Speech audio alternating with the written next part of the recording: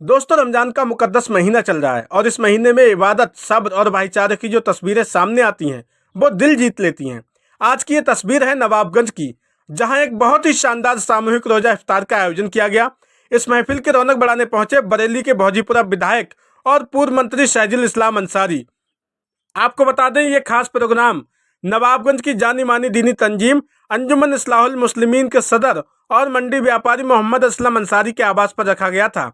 जैसे ही मगरिब की अजान हुई, विधायक शहजुल इस्लाम ने रोजेदारों के साथ एक ही दस्तरख्वान पर बैठकर खजूर और शरबत से अपना रोजा इफ्तार किया। मंजर वाकई बहुत खूबसूरत था, जहां हर तरफ मोहब्बत और भाईचारे का मैसेज नजर आ रहा था। इस मौके पर विधायक शहजुल इस्लाम ने मीडिया से बात करते हुए कहा कि रमजान का महीना हमें इंसानियत और आपसी एकता का सबक देता है। ऐसे प्रोग्राम समाज को जोड़ने का काम करते हैं और आज के दौर में इसकी सबसे ज़्यादा ज़रूरत है। उन्होंने पूरे इलाके को रमजान की दिली मुबारकबाद पेश की।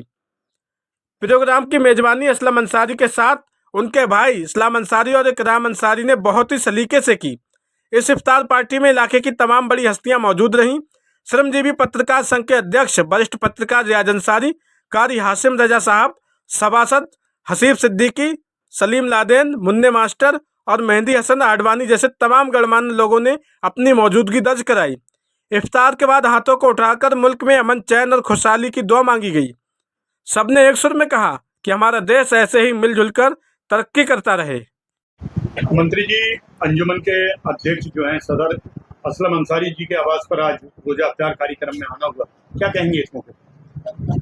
अंजुमन के सदर जनाब असलम अंसारी साहब के बुलावे पर हम लोग जो है यहाँ पर इकट्ठा हुए हैं और ये आज कोई नई बात नहीं। 35 सालों से ये लोग 21वें रोज़े को हमेशा बुलाते हैं और अफ्तार सभी को अफ्तार कराते हैं और इसी लिए जो है हमारे वालिद इस्लाम साबिर साहब भी बरसों से चले आ रहे हैं, हम भी बरसों से चले आ रहे हैं और इंशाअल्लाह आने वाले टाइम में भी चले आएंगे।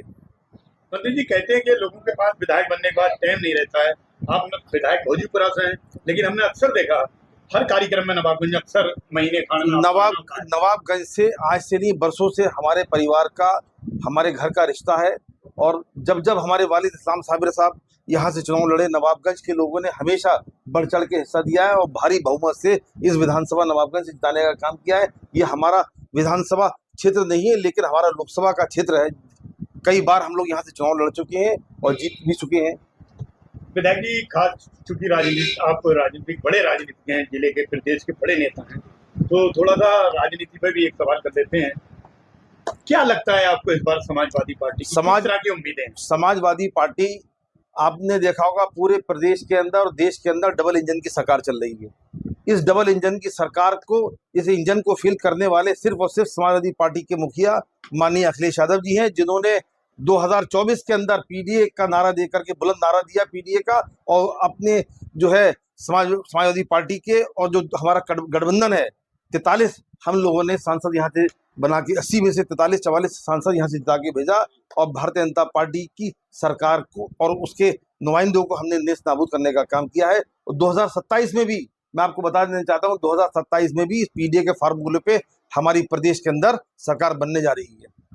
बिहार पे क्या कहेंगे? बिहार पे जिस दिन से नीतीश जी को इस्तीफा देना पड़ा, राज्यसभा के लिए नामांकन कराया है, ये सब राजनीतिक घटनाक्रम हो रहा है बिहार के अंदर।